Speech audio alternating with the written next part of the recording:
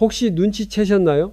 가장 자유롭고 평온하게 살아가는 사람들은 가족 관계에서 오히려 유난히 냉정하게 보일 때가 많다는 것을요. 그들은 부모님의 불평 한마디에 밤새 뒤척이지 않고 자녀의 실패 한 번에 불안해하며 무너지지도 않습니다. 형제 자매가 이해해주지 않는다고 해서 가슴 아파하지도 않죠. 마치 아무것도 신경 쓰지 않는 것처럼 보이지만 이상하게도 그들의 가족 관계는 오히려 가장 화목합니다. 이게 도대체 어떻게 된 일일까요? 오늘 저는 세상 사람들이 천년 동안 오해해온 진실 하나를 알려드리고자 합니다. 이 진실은 불교의 가장 깊은 지혜 속에 숨겨져 있지만 이를 제대로 이해한 사람은 거의 없습니다. 금강경에 응무소주 이생기심, 익무소주 얼성치신이라는 구절이 있습니다. 많은 이들이 평생을 되뇌면서도 그 참뜻이 무엇인지 제대로 깨닫지 못합니다. 이 말은 무정해지라는 뜻이 아닙니다. 진정한 사랑이란 당신이 생각하는 그런 모습이 아님을 깨달으라는 것입니다. 2500년 전 부처님께서 보리수 아래에서 깨달음을 얻으신 후 모든 일을 경악하게 한 진실을 말씀하셨습니다. 인생에는 8가지 고통, 즉 팔고바쿠가 있는데 그 중 하나가 바로 에벨리고 아이벨리쿠라고 하셨습니다. 무슨 뜻일까요? 바로 당신이 한 사람을 사랑하면 할수록 더욱 고통스러워진다는 것입니다. 사랑 자체에 문제가 있어서가 아니라 당신이 그 사랑을 집착으로 만들고 관심을 통제로 바꾸며 헌신을 거래로 여겼기 때문입니다. 자바함경에는 이런 이야기가 기록되어 있습니다. 어느 날 한 거사가 시름 가득한 얼굴로 눈가가 붉어진 채 부처님을 찾아왔습니다.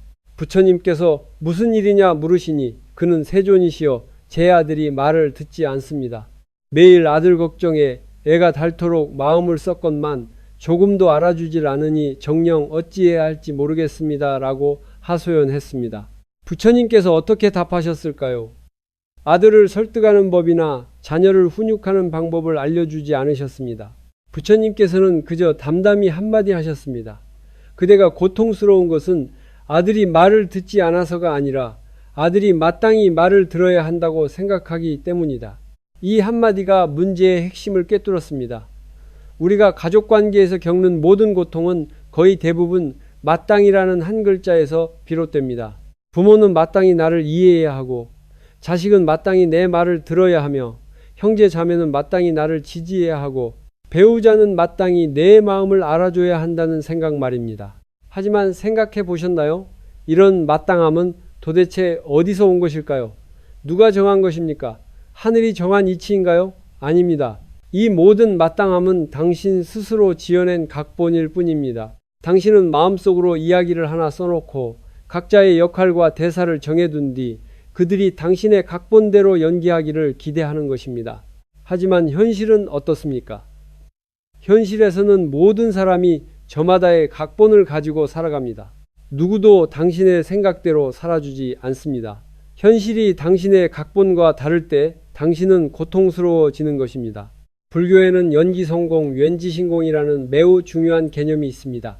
세상의 모든 것, 사람과 사람 사이의 관계를 포함한 모든 것은 인연이 화합하여 생겨난다는 뜻입니다. 고정불변하는 것이 아니라 시시각각 변한다는 것이죠. 당신의 부모님은 영원히 당신 기억 속의 그 모습이 아니고 당신의 자녀가 영원히 당신을 필요로 하지도 않으며 당신의 형제자매가 영원히 당신과 같은 편에 서 있지도 않을 것입니다. 이는 비관적인 것이 아니라 사실입니다. 당신이 이 사실을 진정으로 받아들일 때 비로소 그 무의미한 집착에서 벗어날 수 있습니다. 진정한 사랑이란 붙잡는 것이 아니라 놓아주는 것이고 통제하는 것이 아니라 축복하는 것이며 상대방이 내가 원하는 모습이 되기를 요구하는 것이 아니라 상대방이 자기 자신이 되도록 허락하는 것임을 깨닫게 될 것입니다. 이것이 바로 평온하게 사는 사람들이 가족관계에서 그토록 냉정하게 보이는 이유입니다. 그들은 이미 간파한 것입니다. 소위 열정과 관심이라는 것이 만약 집착과 통제 위에 세워진 것이라면 그것은 결코 사랑이 아니라 변질된 상처일 뿐이라는 사실을 말입니다. 이제 3가지 이야기를 들려드리겠습니다. 이 세 이야기는 각기 다른 시대, 다른 배경을 가지고 있지만 모두 같은 진실을 가리키고 있습니다. 이 이야기들을 다 듣고 나면 당신은 가족관계에서의 냉정함에 대해 완전히 새로운 이해를 갖게 될 것입니다. 첫 번째 이야기는 부처님 시대의 일입니다. 부처님의 10대 제자 중 신통제일이라 불리는 목건년 존자가 있었습니다. 목건년 존자가 얼마나 대단했냐면 신통력으로 3계육도의 모든 것을 볼 수 있었고 순식간에 인간 세상에서 천상계로 날아갈 수 있었으며 생각만으로 산과 강을 옮길 수도 있었습니다. 당시 그 누구도 그의 신통력을 따라올 자가 없었죠. 하지만 이렇게 신통력이 대단한 존자에게도 그를 고통스럽게 하는 한 가지 일이 있었습니다. 바로 그의 어머니였습니다. 목건년의 어머니는 생전에 인색하고 탐욕스러웠으며 인과를 믿지 않았습니다. 그녀는 죽어서 자신이 지은 악업 때문에 아귀도에 떨어져 굶주림과 고통의 벌을 받고 있었습니다. 목건년은 신통력으로 어머니의 처지를 보고는 가슴이 찢어지는 듯 아팠습니다. 내게 이렇게 큰 신통력이 있는데 반드시 어머니를 구해내야겠다. 그는 신통력으로 맛있는 음식을 만들어 직접 어머니 앞에 가져다 드렸습니다. 하지만 무슨 일이 일어났을까요? 그 음식들은 어머니의 입에 닿자마자 불꽃으로 변해 도저히 먹을 수가 없었습니다. 목건년은 몇 번이고 다시 시도하며 온갖 방법을 다 써보았지만 어머니의 처지는 조금도 달라지지 않았습니다. 절망에 빠진 그는 부처님을 찾아가 땅에 엎드려 통곡하며 여쭈었습니다. 세존이시여, 저는 신통제일인데 어찌하여 제 어머니 한 분 구하지 못한단 말입니까? 부디 제게 방법을 알려주십시오. 부처님께서는 그를 바라보며 한참 동안 침묵하시다가 말씀하셨습니다. 그 한마디는 목건년은 물론 그 자리에 있던 모든 사람을 충격에 빠뜨렸습니다. 부처님께서 말씀하셨습니다. 목건년아, 너의 신통력이 아무리 크다 한들 네 어머니 스스로 지은 업력을 대신할 수는 없느니라. 모든 사람의 업은 스스로 짓는 것이요 또한 스스로 감당해야만 하는 것이다. 네가 어머니를 구하지 못하는 것은 너의 능력이 부족해서가 아니라 본래부터 네가 구할 수 있는 일이 아니기 때문이다. 목건년은 그 자리에 얼어붙었습니다.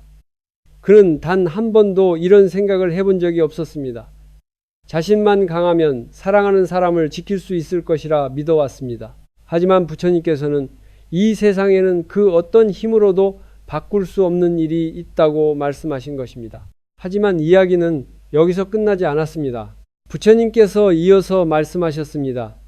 비록 너 혼자는 어머니를 구할 수 없으나 그녀의 업장을 덜어줄 방법이 하나 있느니라. 매년 7월 15일은 스님들이 하한거를 마치는 날이니 그날은 시방세계 스님들의 공덕이 가장 수승한 날이다. 만약 네가 그날 지극한 마음으로 시방세계의 스님들께 공양을 올리고 그 공덕을 어머니께 회양한다면 어머니께서 고통의 바다에서 벗어나는 데 도움이 될 수 있을 것이다. 목건년은 부처님의 말씀대로 행했습니다. 7월 15일이 되자 그는 가장 좋은 공양물을 준비하여 가장 경건한 마음으로 시방세계의 스님들께 공양을 올렸습니다. 그러자 기적이 일어났습니다. 그의 어머니는 그 공덕으로 마침내 아귀도에서 벗어나 해탈을 얻게 되었습니다. 이것이 바로 우람분절의 유래입니다. 하지만 제가 말씀드리고자 하는 것은 이 명절의 유래가 아닙니다. 이 이야기 뒤에 숨겨진 더 깊은 의미입니다. 혹시 눈치채셨나요? 목건년이 혼자 힘으로 온갖 신통력을 다 썼을 때는 아무것도 구하지 못했지만 내가 반드시 구해야 한다는 집착을 내려놓고 시방세계 스님들의 힘을 빌렸을 때 비로소 성공했다는 것을요. 이것이 무엇을 의미할까요? 진정한 도움은 당신 혼자 힘쓰는 것이 아니라는 뜻입니다. 진정한 지혜란 당신이 할 수 있는 일과 할 수 없는 일을 아는 것입니다. 목건년이 어머니를 구할 수 있었던 것은 그가 더 강해졌기 때문이 아니라 마침내 자신의 무력함을 인정했기 때문입니다. 이 이치는 가족 관계에도 똑같이 적용됩니다. 당신은 부모님을 바꾸고 싶어 합니다. 좀 더 개방적이고 당신을 좀 더 이해해 주시기를 바랍니다. 당신은 자녀를 바꾸고 싶어 합니다. 좀 더 말을 잘 듣고 좀 더 노력하기를 바랍니다. 당신은 배우자를 바꾸고 싶어 합니다. 좀 더 다정하고 당신을 좀 더 알아주기를 바랍니다. 하지만 생각해 보셨나요? 당신이 대체 무엇이기에 한 사람을 바꿀 수 있다고 생각하는 것입니까? 신통제일 목걸년도 하지 못한 일을 당신이 무엇이기에 할 수 있다고 생각하는 것입니까? 당신이 이 점을 인정하고 나는 그 누구도 바꿀 수 없다는 사실을 진정으로 받아들일 때 당신 마음속에 무거운 짐이 한순간에 내려놓아지는 것을 발견하게 될 것입니다. 당신은 더 이상 다른 사람의 인생을 책임질 필요가 없습니다. 당신은 그저 당신이 할 수 있는 일을 하고 결과는 인연에 맡기면 되는 것입니다. 이것이 첫 번째 이야기가 당신에게 전하고자 하는 교훈입니다. 자신의 무력함을 인정하는 것은 포기가 아니라 해탈의 시작입니다. 두 번째 이야기는 천여 년 전 옛날의 일입니다. 젊은 시절 매우 재능이 뛰어난 한 선사가 있었습니다. 그는 10대에 이미 각종 경전을 통달했고 20살에는 불악의 깊은 조예를 이루었습니다. 많은 이들이 그가 장차 일대의 종사가 될 것이라고 말했습니다. 하지만 이 선사에게는 한 가지 마음의 응어리가 있었는데 바로 그의 아버지였습니다. 그의 아버지는 평범한 농부로 평생 글 한자 읽어본 적 없고 큰 도리 같은 것은 모르는 분이셨습니다. 선사가 어렸을 때 아버지는 그에게 매우 엄격하여 늘 때리고 꾸짖었으며 사랑을 표현하는 법이 없었습니다. 선사는 출가한 뒤로 줄곧 아버지를 제도하여 불법을 배우고 경전을 읽으며 인과의 도리를 깨닫게 해드리고 싶었습니다. 하지만 그가 집에 갈 때마다 아버지는 그저 차갑게 쳐다볼 뿐 묵묵히 자신의 일만 계속했습니다. 선사가 경을 설하고 법을 설해도 아버지는 한마디도 듣지 않았고 선사가 염주를 선물하면 아버지는 구석에 던져버렸습니다. 선사가 아버지를 제도하려 애쓸수록 아버지는 그를 더욱 싫어했습니다. 이 일은 선사의 마음속에 가장 큰 한으로 남았습니다. 훗날 선사의 아버지가 병으로 위독해졌습니다. 소식을 들은 선사는 밤을 새워 집으로 달려갔습니다. 침상에 앙상하게 누워있는 아버지를 보자 그의 마음속에는 강렬한 죄책감과 안타까움이 밀려왔습니다. 이것이 마지막 기회일지도 모른다. 어떻게든 아버지를 깨우쳐 드려서 염불하며 왕생하시도록 해야 한다. 그는 아버지의 침상 앞에 무릎을 꿇고 정토 법문을 설명하기 시작했습니다. 아미타불의 원력과 임종시 한 번의 염불이 얼마나 중요한지를 이야기했습니다. 그는 목이 메어 눈물을 흘리며 입이 마르도록 설명했지만 아버지는 시종일관 눈을 감은 채 한마디도 하지 않았습니다. 선사는 절망했습니다. 자신이 이렇게 노력하는데 아버지는 어째서 받아주지 않는 것인지 이해할 수 없었습니다. 바로 그때 아버지가 갑자기 눈을 뜨고 그를 보며 입을 열었습니다. 아버지의 목소리는 매우 미약했지만 한 글자 한 글자가 아주 분명했습니다. 아들아, 너는 어려서부터 총명하여 모르는 것이 없고 못하는 것이 없었지. 하지만 네가 지금까지도 모르는 것이 하나 있다. 선사가 물었습니다. 무엇이옵니까? 아버지가 말했습니다. 너는 줄곧 나를 제도하려 하였지만 내가 너에게 제도받고 싶은지 한 번이라도 물어본 적이 있느냐? 너는 나를 돕고 있다고 생각하겠지만 아느냐? 네가 나에게 그 불법 이야기를 할 때마다 내 마음속은 어떠했는지, 내 마음속에는 이 아들은 단 한 번도 나라는 사람을 있는 그대로 받아들인 적이 없구나. 늘 나를 바꾸려 하고 자신 마음속에 마땅한 모습으로 만들려고만 하는구나 라는 생각뿐이었다. 선사는 그 자리에 얼어붙었습니다. 아버지는 말을 이었습니다. 내가 이 평생 가장 기뻤을 때가 언제인지 아느냐?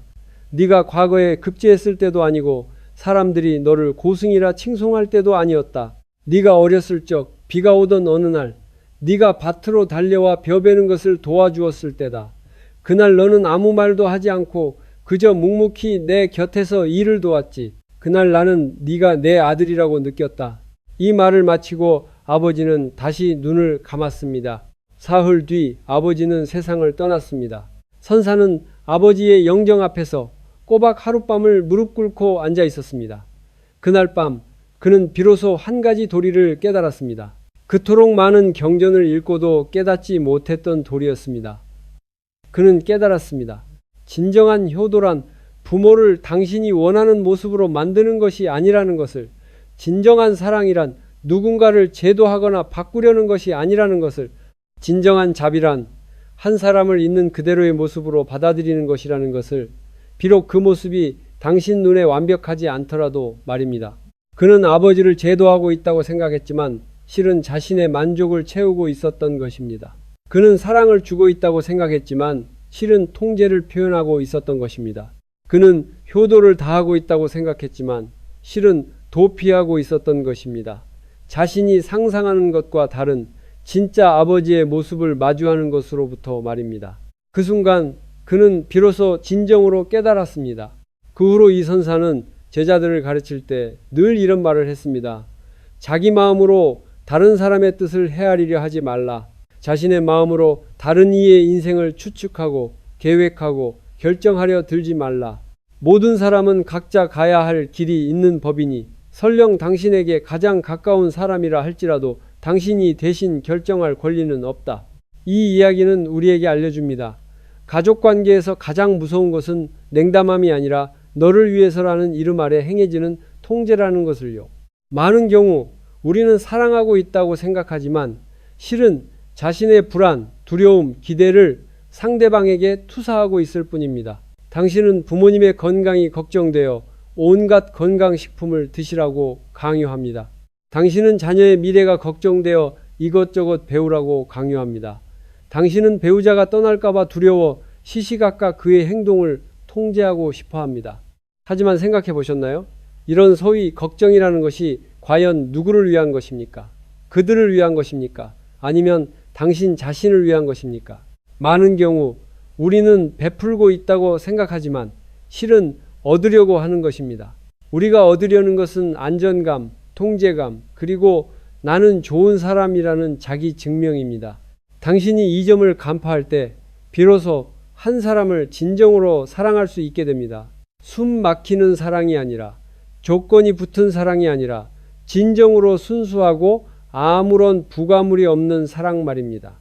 이것이 두 번째 이야기가 당신에게 전하고자 하는 교훈입니다. 너를 위해서라는 집착을 내려놓는 것이야말로 진정한 자비입니다. 세 번째 이야기는 불경에 나오는 이야기입니다. 부처님 시대에 유마힐이라는 거사가 있었습니다. 이 사람은 매우 대단하여 제가자의 신부님에도 보살의 지혜와 경지를 갖추고 있었습니다. 그는 일체의 불법에 통달했고 변제가 무해하여 부처님의 많은 대제자들조차 그의 앞에서는 스스로 부족함을 느낄 정도였습니다. 어느 날 유마힐이 병이 들었습니다. 소문이 퍼지자 많은 사람들이 그를 문병하고 싶어 했습니다. 부처님께서는 이 일을 아시고 제자들에게 차례로 유마힐을 문병하면서 그와 법을 논하라고 하셨습니다. 그런데 이상한 일이 벌어졌습니다. 부처님의 대제자들이 하나같이 자신은 갈 수 없다며 사양하는 것이었습니다. 사리불도 못 가겠다고 하고 목건연도 못 가겠다고 하고 대가섭도 못 가겠다고 했습니다. 왜 그랬을까요? 그들은 이전에 유마힐과 대화를 나눈 적이 있는데 매번 유마힐의 질문에 말문이 막혔던 경험이 있었기 때문입니다. 그래서 다시 가기가 민망했던 것입니다. 결국 문수보살만이 가겠다고 나섰습니다.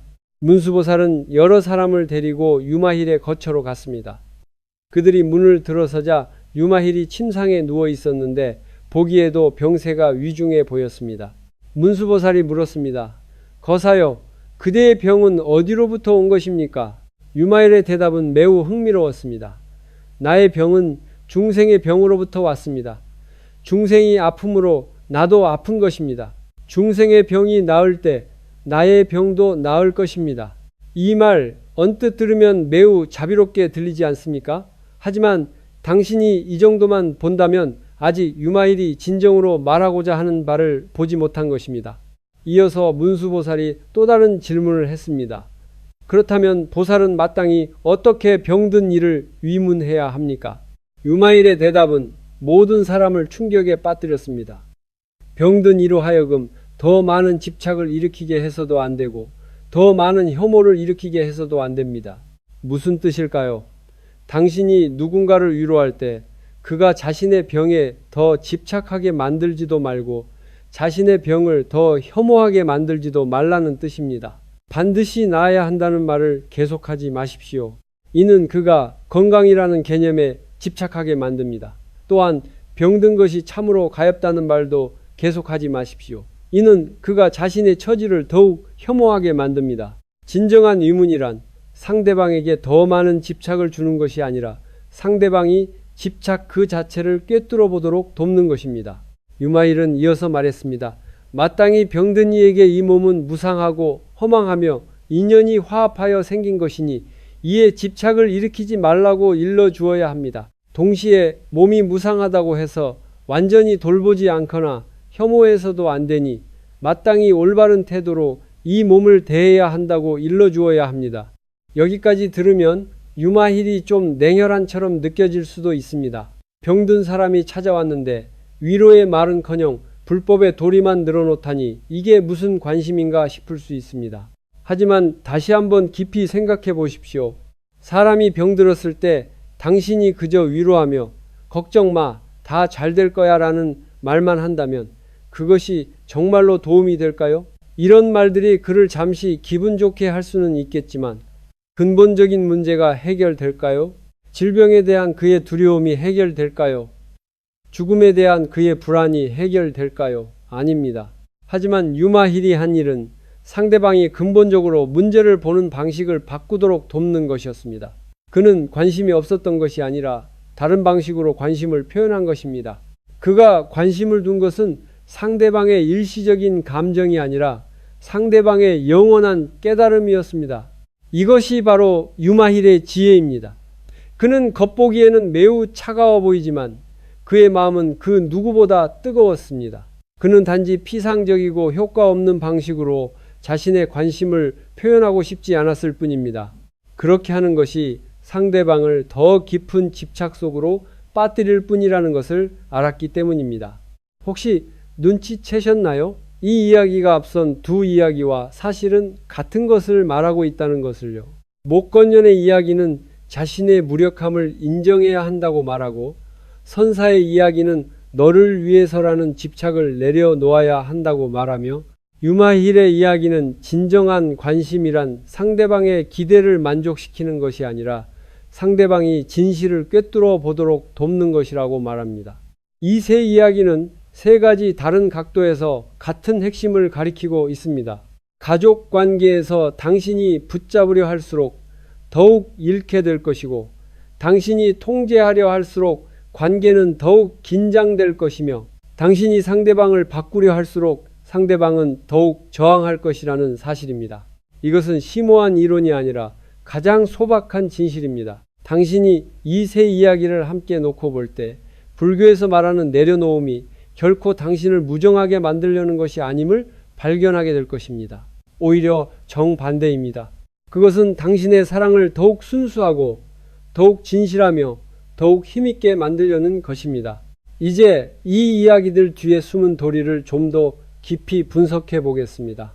반야신경의 세 부이 공공 부이 세세 지시 공공 지시세 서 부이 공 부이 서 서지스 공공지스 서이라는 구절이 있습니다. 많은 이들이 들어봤지만 진정으로 이해하는 사람은 드뭅니다. 색즉시공이란 무엇일까요? 간단히 말해 색은 세상의 모든 현상, 즉 우리의 몸, 감정, 생각, 그리고 다른 사람과의 관계를 포함하는 모든 것을 가리킵니다. 그리고 공이란 이런 것들이 존재하지 않는다는 뜻이 아니라 이런 것들에는 고정불변하는 본질이 없다는 뜻입니다. 오늘의 당신의 부모님과 10년 전의 부모님은 같은 사람일까요? 이름으로 보자면 그렇습니다. 하지만 본질적으로 보자면 그분들은 시시각각 변하고 있습니다.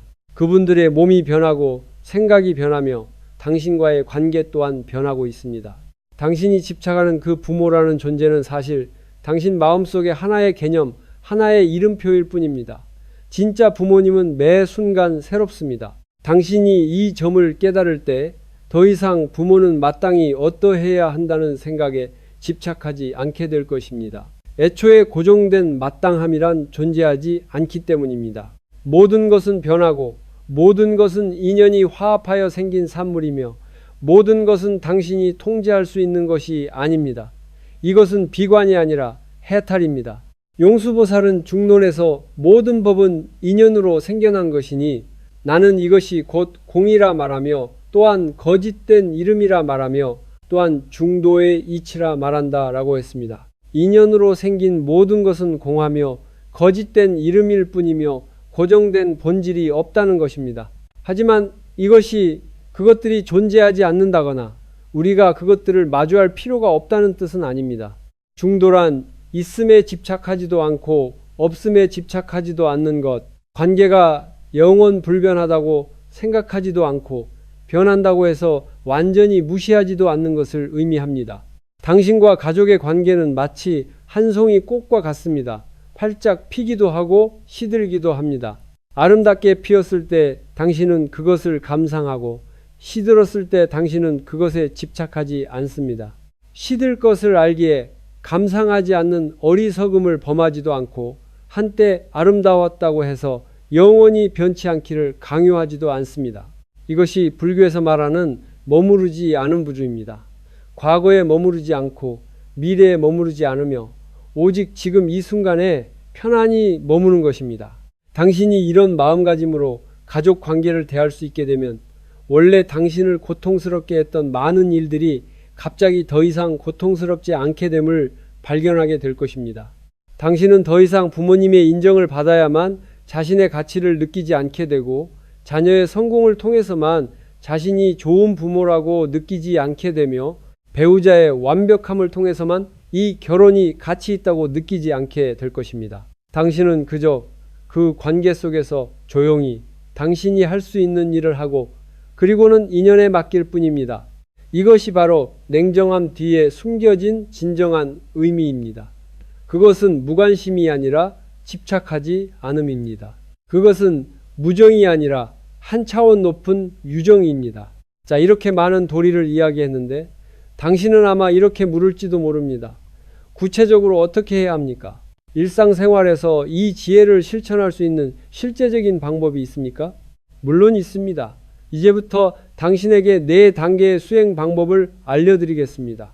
얕은 것부터 깊은 것까지 있으니 자신의 상황에 맞게 선택하시면 됩니다. 첫 번째 단계는 경계선 인식하기입니다. 이것은 가장 기초적인 단계이면서도 가장 중요한 단계입니다.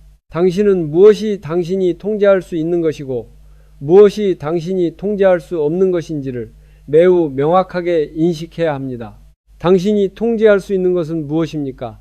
당신 자신의 말과 행동, 당신 자신의 태도, 당신 자신의 선택입니다. 당신이 통제할 수 없는 것은 무엇입니까? 다른 사람의 생각, 다른 사람의 감정, 다른 사람의 결정입니다. 많은 사람들이 가족관계에서 고통받는 이유는 바로 이 둘을 혼동하기 때문입니다. 그들은 다른 사람의 생각을 통제하고 싶어하고 다른 사람의 감정을 바꾸고 싶어하며 다른 사람을 대신해 결정을 내리고 싶어합니다. 하지만 이런 것들은 본래부터 당신이 통제할 수 있는 일이 아닙니다. 아주 간단한 연습 방법이 있습니다. 당신이 고통을 느낄 때 스스로에게 이렇게 질문해 보십시오. 나를 고통스럽게 하는 이 일은 내 통제 범위 안에 있는가? 아니면 내 통제 범위 밖에 있는가? 만약 당신의 통제 범위 안에 있다면 가서 바꾸십시오. 만약 당신의 통제 범위 밖에 있다면 받아들이십시오. 이렇게 간단합니다. 두 번째 단계는 마땅히 내려놓기입니다. 이것은 첫 번째 단계보다 더 어렵습니다. 왜냐하면 마땅히라는 생각은 이미 우리 머릿속에 깊이 새겨져 있기 때문입니다. 부모는 마땅히 자식을 사랑해야 하고 자식은 마땅히 부모에게 효도해야 하며 부부는 마땅히 서로 이해해야 하고 형제자매는 마땅히 서로 도와야 한다는 생각들 말입니다. 이런 마땅함들은 언뜻 보면 하늘이 정한 이치 같지만 바로 이것들이 고통의 근원입니다. 왜일까요? 이런 마땅함들은 모두 당신이 설정한 기준이지 상대방이 설정한 기준이 아니기 때문입니다. 당신은 당신의 기준으로 다른 사람에게 요구하고 다른 사람은 당연히 그 기준에 미치지 못합니다. 설령 어쩌다 기준에 부합하더라도 당신은 그것을 당연하게 여길 뿐 감사해하지 않고 원래 그래야 하는 것이라고만 생각할 것입니다. 아주 좋은 연습 방법이 있습니다. 당신 마음속에서 그 그녀는 마땅히 해야 한다는 생각이 떠오를 때마다 즉시 그것을 만약 그 그녀가 할 수 있다면 참 좋겠다. 하지만 그렇지 않더라도 괜찮다로 바꾸는 것입니다. 예를 들어 엄마는 마땅히 나를 이해해야 해를 만약 엄마가 나를 이해해 준다면 참 좋겠다. 하지만 그렇지 않더라도 괜찮다로 바꾸는 것입니다. 남편은 마땅히 우리 기념일을 기억해야 해를 만약 남편이 기억해 준다면 참 좋겠다. 하지만 그렇지 않다면 내가 알려주거나 나 혼자 축하하면 된다로 바꾸는 것입니다. 아이는 마땅히 내 말을 들어야 해를 만약 아이가 내 조언을 들어준다면 참 좋겠다. 하지만 그렇지 않더라도 그 아이 나름의 생각이 있을 것이다로 바꾸는 것입니다. 세 번째 단계는 투사 알아차리기입니다. 이 단계는 더욱 깊습니다. 앞에서 말했듯이 많은 경우 우리는 다른 사람을 걱정하고 있다고 생각하지만 실은 자신을 투사하고 있을 뿐입니다. 우리는 자신의 두려움을 부모님에게 투사하여 그분들이 건강하기를 필사적으로 바랍니다. 우리는 자신의 불안을 자녀에게 투사하여 그들이 성공하기를 필사적으로 바랍니다. 우리는 자신의 불안감을 배우자에게 투사하여 그들을 통제하기를 필사적으로 바랍니다. 당신이 이런 투사를 알아차릴 수 있을 때 그것들을 거두어 드릴 수 있습니다. 아주 효과적인 연습 방법이 있습니다. 당신이 어떤 가족 구성원 때문에 걱정하거나 분노를 느낄 때 잠시 멈추고 스스로에게 이렇게 질문해 보십시오. 만약 내가 이 일에 대해 전혀 신경 쓰지 않는다면 어떻게 될까? 주의하십시오. 제가 말하는 것은 만약입니다. 정말로 신경 쓰지 말라는 것이 아니라 한번 가정해 보라는 것입니다. 만약 당신이 신경 쓰지 않는다면 당신의 삶에 어떤 변화가 일어날까요? 당신은 많은 경우 그 변화가 바로 당신 자신이 마주하기 두려워하는 것임을 발견하게 될 것입니다. 예를 들어 당신은 부모님의 건강을 걱정합니다. 만약 당신이 이 일에 대해 전혀 신경 쓰지 않는다면 어떻게 될까요? 아마 당신이 두려워하는 것은 만에 하나 그분들에게 무슨 일이 생겼을 때 당신이 죄책감을 느끼고 자신이 좋은 자식이 아니라고 생각하게 되는 것일 수 있습니다. 따라서 당신의 걱정은 사실 그분들만을 위한 것이 아니라 당신 자신을 위한 것이기도 합니다. 그 죄책감을 피하기 위해서 말입니다. 당신이 이 점을 알아차렸을 때 당신의 걱정은 더 이상 그렇게 무겁지 않게 될 것입니다. 왜냐하면 당신은 이 안에 당신 자신의 과제가 일부 포함되어 있음을 알기 때문입니다. 그것은 그분들의 과제가 아닙니다. 당신은 당신 자신의 과제에 책임을 질 수 있고 동시에 그분들이 자신의 인생에 책임을 지도록 허락할 수 있습니다. 네 번째 단계는 연결 전환하기입니다. 앞선 세 단계는 모두 내려놓음에 대해 이야기했습니다. 하지만 내려놓음은 포기나 관계 단절과 같지 않습니다. 진정한 지혜는 집착을 내려놓은 후에 새롭고 더 건강한 연결 방식을 구축하는 것입니다. 이 새로운 연결 방식의 핵심은 바로 축복이라는 두 글자입니다. 축복이란 무엇일까요? 축복은 기대가 아니고 요구가 아니며 통제가 아닙니다. 축복은 나는 당신이 잘 되기를 바랍니다. 하지만 잘 되는 것의 정의는 내가 아니라 당신 스스로 내리는 것입니다. 나는 당신을 행복하게 하는 모든 일을 지지합니다. 설령 그것이 내가 원하는 바가 아니더라도 말입니다. 나는 당신이 자신의 인생을 책임질 능력이 있다고 믿습니다. 설령 당신이 실수를 저지를지라도 말입니다. 라는 마음입니다. 축복은 완전한 무조건적인 사랑입니다. 당신이 기대를 축복으로 바꾸고 통제를 수용으로 바꾸는 법을 배울 때 당신과 가족의 관계에 기묘한 변화가 일어나는 것을 발견하게 될 것입니다. 그들은 더 이상 당신을 경계할 필요도 당신과 맞설 필요도 없어집니다. 왜냐하면 그들은 당신 앞에서 안전하며 진짜 자기 자신의 모습으로 있어도 된다는 것을 알기 때문입니다. 이런 관계야말로 진정으로 화목한 관계입니다. 한 가지 더 특별히 강조하고 싶은 점이 있습니다. 여기서 말하는 냉정함은 진짜 냉담함과는 완전히 다릅니다. 진짜 냉담함이란 무엇일까요? 그것은 무관심이고 전혀 신경 쓰지 않는 것이며 나는 내 갈 길을 갈 테니 네가 죽든 살든 상관없다는 태도입니다. 하지만 우리가 오늘 말하는 냉정함이란 무엇일까요? 그것은 상대방을 깊이 사랑하는 동시에 맑은 정신을 유지하는 것입니다. 내가 할 수 있는 일과 할 수 없는 일을 아는 것입니다. 상대방이 마땅히 어떠해야 한다는 기대를 내려놓고 상대방이 자기 자신이 되도록 허락하는 것입니다.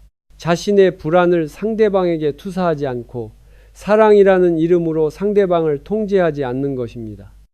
이 둘은 하늘과 땅 차이입니다. 많은 사람들이 놓아주다 내려놓다라는 말을 들으면 가족을 돌보지 않고 인연을 끊으라는 뜻으로 오해합니다. 아닙니다. 진정한 놓아줌이란 관계를 끊는 것이 아니라 관계 속에서 여유와 자유를 유지하는 것입니다.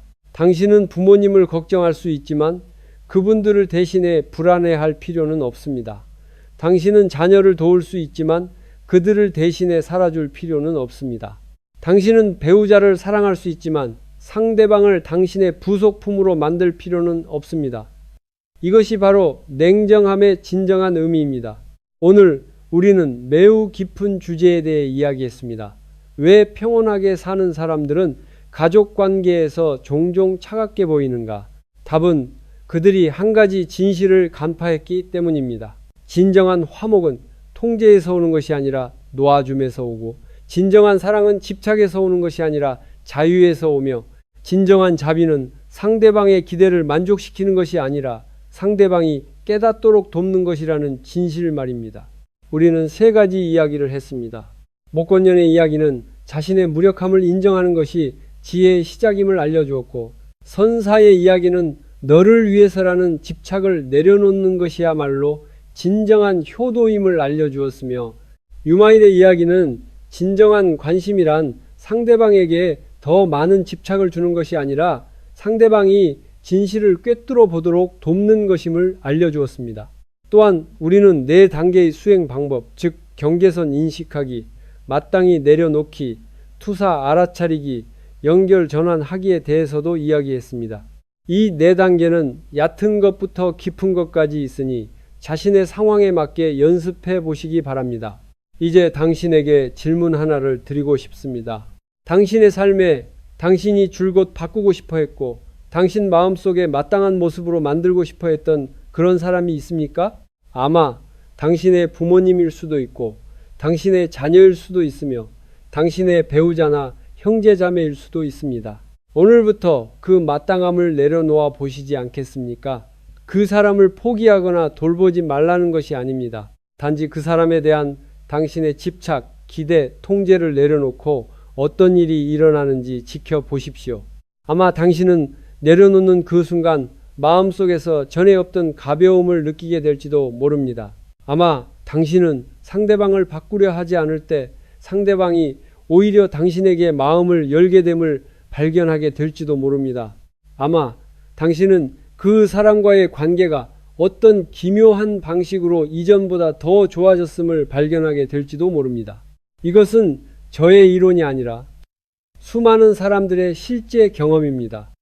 물론 이것이 모든 사람에게 적용된다고 보장할 수는 없습니다. 사람마다 상황이 다르고 관계마다 인연이 다르기 때문입니다. 하지만 제가 말씀드릴 수 있는 것은 내려놓음에 관한 불교의 지혜는 2500년 동안 전해져 내려오며 수많은 사람들이 고통에서 벗어나 자유를 찾도록 도왔다는 사실입니다. 거기에는 분명 그만한 도리가 있을 것입니다. 마지막으로 한 노선사의 말로 오늘의 이야기를 마치고자 합니다. 꽃이 만발하면 나비는 저절로 찾아오고 당신이 빛나면 하늘이 스스로 길을 열어준다. 당신은 다른 사람을 쫓아다닐 필요도 누군가를 필사적으로 바꾸려 할 필요도 없습니다. 당신은 그저 당신 자신의 삶을 잘 살아내고 당신 자신의 마음을 잘 돌보면 됩니다. 당신 자신이 충분히 안정되고 평온해질 때 당신 주변의 관계는 자연스럽게 화목해질 것입니다.